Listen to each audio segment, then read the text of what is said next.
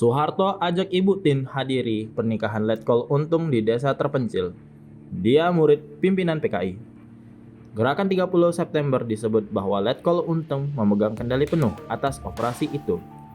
Letkol Untung juga disebut orang paling bertanggung jawab dalam penculikan dan pembunuhan para jenderal dalam G30S PKI. Letkol Untung adalah komandan grup 1 Batalion Cakrabirawa yang bertugas mengawal Presiden Soekarno. Benarkah Letkol Untung memiliki kedekatan dengan Pangkostrat Maijen Soeharto yang di kemudian waktu justru malah memburu dirinya? Dalam film pengkhianatan G30S PKI, dalam salah satu adegan, tokoh Maijen Soeharto mengatakan bahwa dia kenal dekat dengan Untung dan tahu latar belakang Untung yang merupakan bekas anak buahnya. Letkol Untung tercatat sebagai lulusan terbaik Akademi Militer Semarang. Untung lalu bergabung menjadi Batalion 454 Kodam di Ponorogo yang saat itu masih bernama Tentara dan Teritorium 4 di Ponorogo tahun 1956.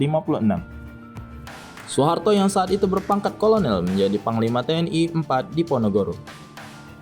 Pada tanggal 14 Agustus 1962, Untung terpilih sebagai prajurit yang terlibat dalam Operasi Mandala, membebaskan Irian Barat yang dipimpin Panglima Kostrat Mayor Jenderal Soeharto. Saat itu, Untung memimpin kelompok kecil pasukan yang bertempur di hutan belantara Kaimana, Irian Barat.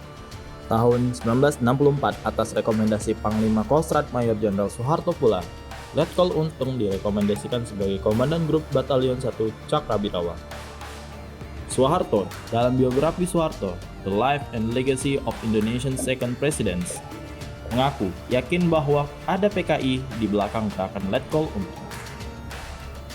Selain sering bertugas bersama, kedekatan Soeharto dan Untung lainnya ketika menghadiri pernikahan Untung di desa terpencil di Kebumen, Jawa Tengah pada Februari 1965 atau 7 bulan sebelum tragedi G30S PKI. Dalam kunjungannya untuk menghadiri pesta pernikahan mantan anak buahnya itu, Soeharto tentunya sudah menjabat sebagai Panglima Kostrat. Soeharto datang ke Kebumen bersama istrinya, Tin Soeharto.